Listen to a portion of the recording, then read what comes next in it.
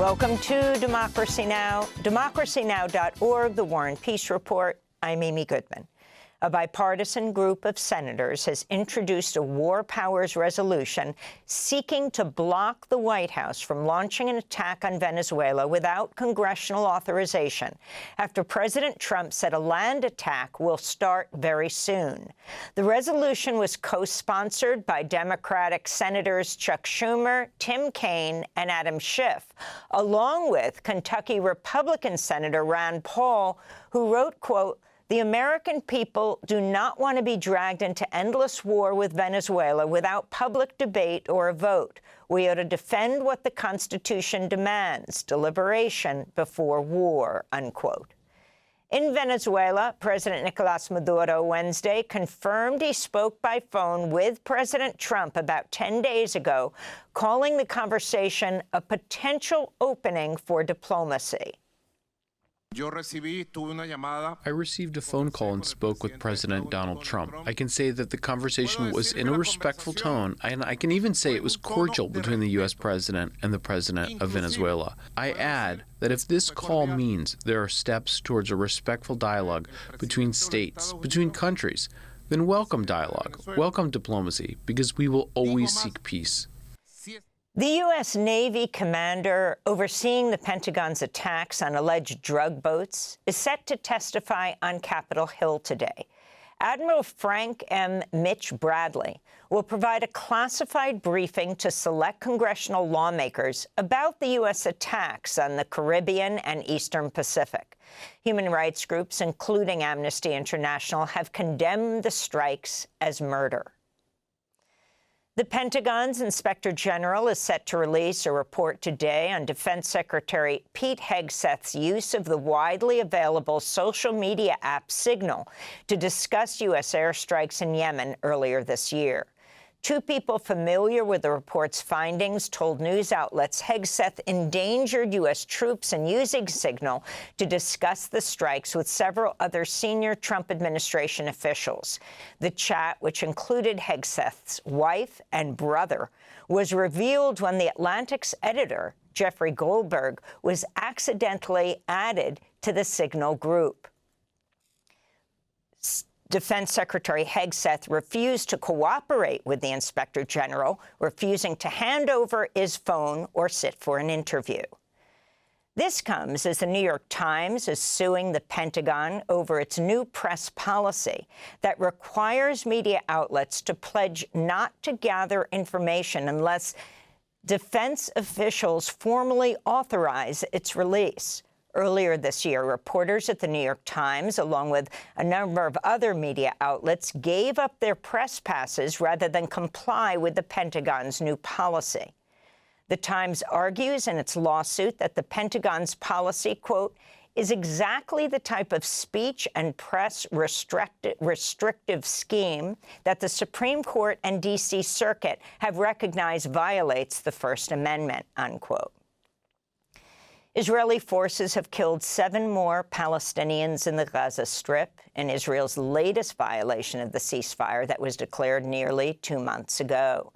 Among the dead are 5 members of a single family, a middle-aged mother, father, their eldest son, and their 2 young children, killed when Israel bombed their tent in Khan Yunis. The attack targeted the Al-Mawasi evacuation zone, which Israel previously declared a safe area for displaced people. It followed funerals for Palestinians killed in strikes a day earlier. This is Saber al-Sakhani, whose family members were killed and wounded in an Israeli attack on Gaza City Tuesday. I lost my brother and my 2 nephews. My brother's wife and her daughter are hospitalized in intensive care. We're asking you to stop the wars, for God's sake. Health officials in Gaza report 366 Palestinians have been killed and 938 injured by Israeli forces since the October 10th ceasefire. Meanwhile, in southern Gaza, hundreds of Palestinians attended a mass wedding for 54 couples in the city of Khan Yunis Tuesday. Organizers called it an act of defiance against Israel's campaign of genocide against Palestinians. It is a message for the killers and criminals, whether Ben-Gvir or Smotrich or Netanyahu, that our Palestinian people embrace life, cling to life, and love life, and that they will continue in their struggle and strife through this mass wedding and all forms of life. We will continue from the middle of the rubble, destruction, and death in the city of Hamad, to send a new message that we will rebuild this destroyed city. In Toronto, protesters interrupted speakers at a prominent debate series Wednesday evening after organizers invited 4 former senior Israeli politicians to a discussion about the two-state solution for Israel and Palestine without inviting a single Palestinian to the stage. The Monk Debates event featured former Israeli Prime Minister Ehud Olmert, former Foreign Minister Tzipi Livni, former Israeli ambassador to the U.S., Michael Oren, and former Interior Minister Ayelet Shaked. The Zionist dream is in danger.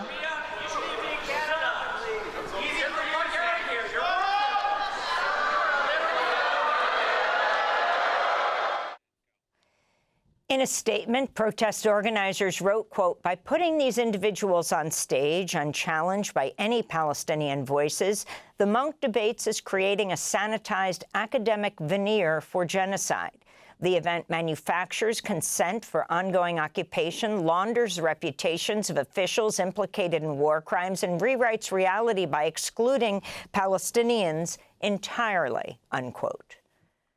The Trump administration deployed federal Border Patrol agents across immigrant communities in New Orleans Wednesday, calling it Operation Catahoula Crunch. Greg Bovino, the senior Border Patrol official who's been the face of President Trump's mass deportation campaign, was seen patrolling the city's French Quarter. A New Orleans resident told the Associated Press he watched agents arresting men outside a home improvement store. The Trump administration says it's seeking to arrest 5,000 people during the surge. It comes as Immigration and Customs agents have begun a mass arrest campaign in Minnesota targeting Somali American communities in the Minneapolis-St. Paul region.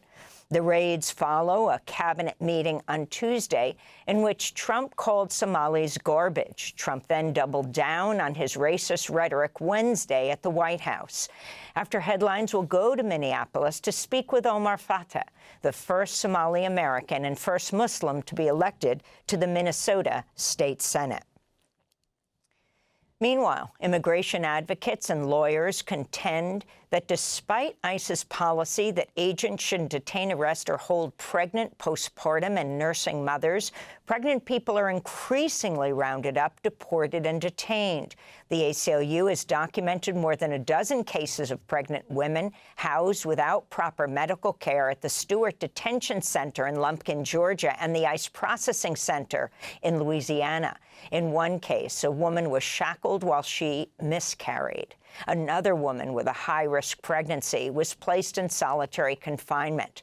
Meanwhile, here in New York City, the news outlet The City is reporting ICE agents arrested a Chinese father named Fei and his 6-year-old son, Huan Xin, during an immigration check-in in Manhattan last week. The father was separated from his little boy and taken to an ICE jail in upstate New York. Advocates say nobody knows where Huan Xin, the little 6-year-old, is being held. According to the Deportation Data Project, the boy is part of a growing number of children arrested and detained by ICE. This year, ICE arrested 151 children. Meanwhile, a new report by Amnesty International says immigrants held at the ICE jail in Florida known as Alligator Alcatraz were shackled inside a 2-foot-high metal cage and left outside without water for up to a day at a time. The report also details, quote, unsanitary conditions, including overflowing toilets with fecal matter seeping into where people are sleeping, limited access to showers, exposure to insects without protective measures, lights on 24 hours a day, poor quality food and water, and lack of privacy. Democrats on the House Oversight Committee released more than 150 new photos and videos of the late convicted sex offender Jeffrey Epstein's private island in the Caribbean. The images show a room with a dentist's chair surrounded by masks, a bedroom, a palm tree-lined swimming pool, and several other living spaces. Democratic Congressmember Robert Garcia, ranking member on the House Oversight Committee, said, quote, "These new images are a disturbing look into the world of Jeffrey Epstein and his island. We're releasing these photos and videos to ensure public transparency in our investigation and to help piece together the full picture of Epstein's horrific crimes. We won't stop fighting until we deliver justice for the survivors," unquote. Meanwhile, Epstein's co-conspirator, Ghislaine Maxwell, who's currently serving a 20-year sentence for sex trafficking, is planning to ask a court to release her. That's according to a letter filed at a federal court in Manhattan. Earlier this year, Maxwell was transferred from a federal prison in Florida to a minimum security camp in Texas about a week after she spoke with Deputy Attorney General Todd Blanche, one of President Trump's former lawyers. In labor news, new reporting from the payroll processing firm ADP shows the U.S. economy lost 32,000 jobs last month, led by a drop in small business employment. Most industries laid off workers, with net gains seen only in the hospitality and healthcare sectors. A year ago, the U.S. economy was adding about 200,000 jobs per month. Now it's had its first three-month decline since the 2020 recession. The Trump administration is seeking to slash fuel efficiency standards enacted under the Biden administration. Under current rules, U.S. automakers are required to boost the fuel efficiency of passenger cars and light trucks to about 50 miles per gallon by 2031. The revised standards proposed by the National Highway Traffic Safety Administration Wednesday would cut that to just 34 miles per gallon. In a statement, the Center for Biological Diversity wrote, quote, "In one stroke, Trump's worsening three of our nation's most vexing problems, the thirst for oil, high gas pump costs, and global warming," unquote. President Trump said Wednesday he'll issue full and unconditional pardons for Democratic Congressmember Henry Cuellar and his wife Imelda, both of whom faced a dozen charges of bribery, money laundering, and conspiracy. According to the indictment, the Cuellars accepted roughly $600,000 worth of bribes from a Mexican bank and an oil and gas company owned by the government of Azerbaijan. On X, the Sunrise Movement said, quote, "This is disgusting. Henry Cuellar, the last anti-choice Democrat in the House, sold out his own community for bribes from a foreign government and oil corporation. Then he cozied up to Trump for a pardon while the Democratic establishment stood by and watched," they said. President Trump justified the pardon by praising Congressmember Cuellar's stance on immigration. He's a respected person. He was treated very badly because he said that people should not be allowed to pour into our country. And he was right. He didn't like open borders.